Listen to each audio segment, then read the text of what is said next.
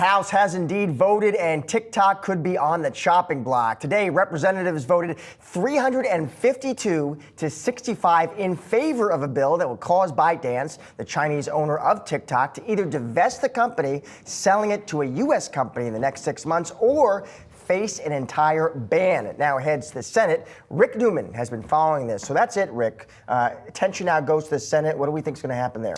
They're going to slow roll it. I mean, so this kind of came out of nowhere that the House passed this, but it's not going to happen that fast in the Senate.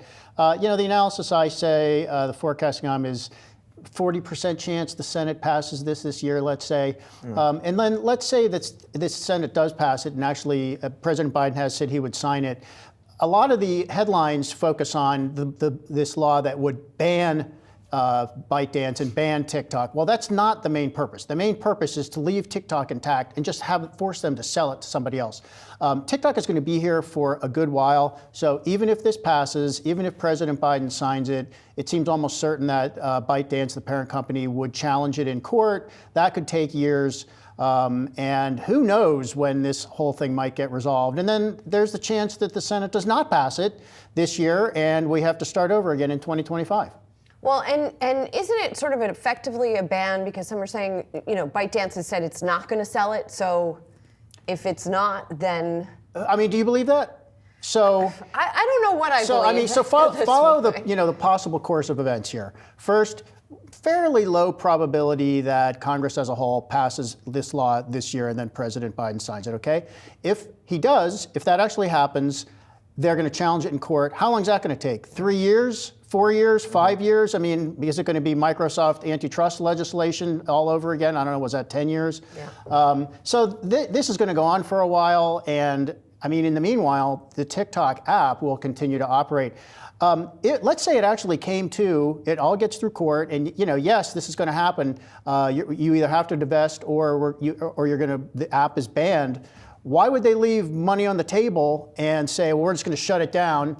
And I mean, could they even do that? I mean, this is a normal private sector company, in some ways. Like, you don't just shut down a valuable asset that you could sell for a lot of money and say, we're just angry, so we're just going to shut it down. So, sometimes a divestiture can actually be good for shareholders. It doesn't mean they're going to lose money. They could make money. What do you think politically, Greg? I should get your take on Trump's role in all this, because he's been out there saying, well, yes, it might be a national security threat, but if you ban it, he says, you're going to just make Meta stronger. And we know how he feels about Meta and Mr. Zuckerberg. But it is interesting because it seems to be a change in position from when he was president. It's a complete 180 by Trump. So remember, he actually tried to ban TikTok by executive order when he was president, and nobody was surprised that the courts didn't uphold that. And by the way, there's a ban that Montana passed a ban that courts have also reversed. It can't do. I mean, that's not going to, you just can't do that unilaterally.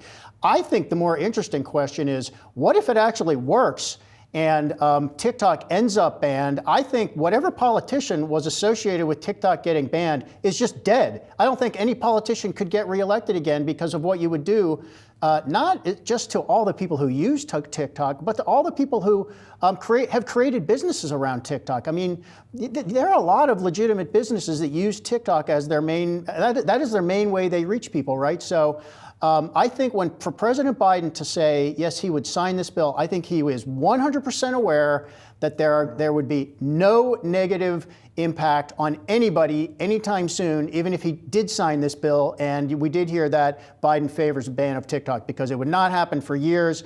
As for Trump, he just flip-flopped on this. I mean, what seems to have happened, and he has not denied, one investor, a billionaire named Jeff Yass, who owns part of TikTok, had an audience with Trump and apparently persuaded him to change his mind and gave him these talking points. Oh, what about the competition? It would benefit. Part of the weirdness is, guess what else is part of the competition? Trump's own social network. So right. In theory, he owns a social network that would be among these beneficiaries if TikTok were banned. Now, I don't think young TikTokers, I don't think there are very many of them on Truth Social, ranting about the evil libs and the, whatever they rant about on Truth Social. But in theory, he would benefit, but who knows? I mean, maybe he's also been chatting with Elon Musk, maybe, and it's not beyond the realm of possibility that there could be some kind of arrangement between Twitter or X and Trump's network, Truth Social.